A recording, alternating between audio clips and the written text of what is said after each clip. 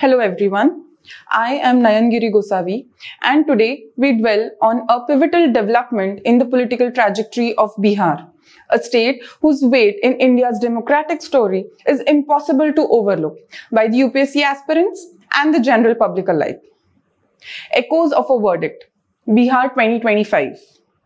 The people of Bihar have spoken, and they have spoken with clarity.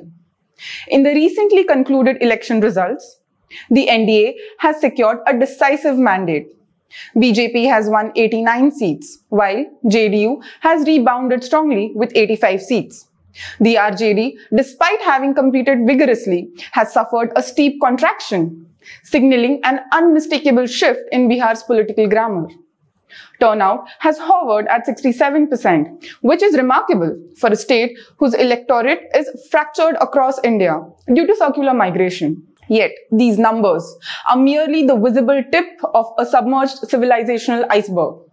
These results are the latest reverberations of a political story that began decades ago, shaped by agitations, social churn, and shifting coalitions that have repeatedly redrawn the state's destiny.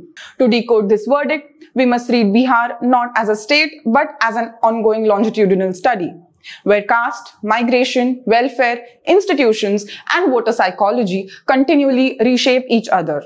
So let's look at the historical and sociological long arc and how caste has not been a mere structure but also a strategy. Bihar's political consciousness cannot be understood without traveling back to the Mandal crucible of the 1990s, when caste became both a grammar of mobilization and a declaration of selfhood. Scholars like Christopher Jaffrelot, Gail Omvid, and Andre Batel reminds us that Mandal politics wasn't merely identity assertion. It was a sociological earthquake, restructuring long-standing hierarchies. By 2025, Bihar's landscape is post-Mandal, not post-caste. For voters do not abandon caste, but they negotiate with it, balancing identity with governance, representation with performance, and dignity with development. Migration remains Bihar's invisible demographic heartbeat. A significant fraction of its electorate lives and works in other states. This demographic mobility essentially means that the voter turnout is a function of labor markets. Political messaging is shaped by migrant anxieties, and voter list controversies have become democratic flashpoints. Seemanchal's fraud borders, Mithila's intellectual heritage, and Bhojpur's agrarian memories. Each region contributes a distinct sociological texture to the tapestry of Bihar. This transforms Bihar into a GS1 masterclass for all UPSC aspirants. Social change, demographic mobility, regionalism, caste dynamics, and grassroots political socialization, all unfolding in real time. From the angle of constitutionalism and democratic design, no serious analysis of Bihar 2025 can ignore the special intensive revision, a massive overhaul which led to the removal of 65 lakh names, and consequently has become a flashpoint for constitutional debates. Critics, including political parties, argue that the deletions under special intensive revision of the electoral roll disproportionately affected migrants, landless laborers, linguistic minorities, and the urban poor, thereby raising concerns under Articles 14, 15, and 325 of the Indian Constitution. Now, this has posed a larger question. Was the Election Commission exercising vigilance, or did it amount to overreach? This has raised questions on the moral stewardship of the Election Commission. Under Article 324, the ECI has broad supervisory powers, and precedents such as Mohinder Singh Gill case of 1978 affirms its plenary authority. But the democratic legitimacy also rests on the perception of the Supreme Court, who declared that free and fair elections are part of the basic structure of the Indian Constitution in Indira Gandhi versus Raj Narin case of 1975. Thus, the special intensive revision controversy is not an administrative trivia. It is a confrontation between state capacity and constitutional morality.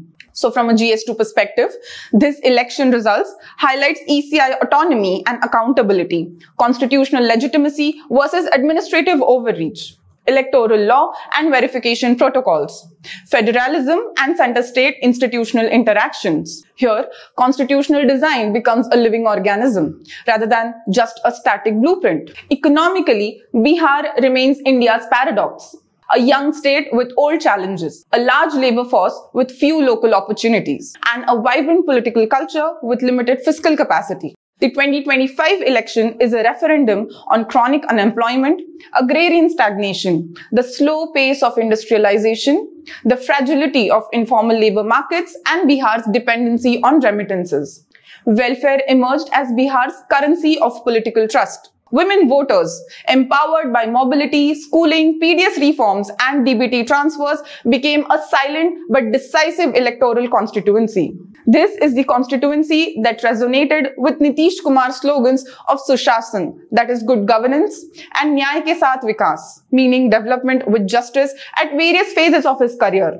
Slogans that attempted to blend ethics with economics. Political theorists call this a compensatory state, where welfare becomes a substitute for deeper structural reforms. At the same time, various reports have flagged rising MLA wealth as a parallel story, one that underlines how money, power, and the grey economy intersect with the electoral democracy. Here, themes like remittance-driven political economy, welfare as political currency, informal labor markets, corruption, wealth accumulation, and political financing become central to Ajay's paper 3 of UPSC.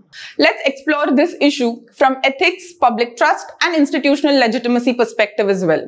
Bihar 2025 is also a test of whether democracy can retain moral credibility in the face of institutional controversy. Elections are legitimate, not only when the process is fair, but also when it also seems to be fair. The large-scale deletions triggered trust deficit, charges of arbitrariness, and narratives of exclusion. Drawing on Amartya Sen's model of public reasoning, democracy is a conversation between state and citizen. Also noteworthy to mention here is John Rawls' notion of justice that demands all citizens to be afforded equal political liberties. But when a section of voters fears exclusion, the moral foundation of democracy erodes. Thus, Bihar becomes an ethics laboratory, exploring impartiality of public institutions, integrity in electoral conduct, transparency in administrative actions, and the moral responsibility of leadership.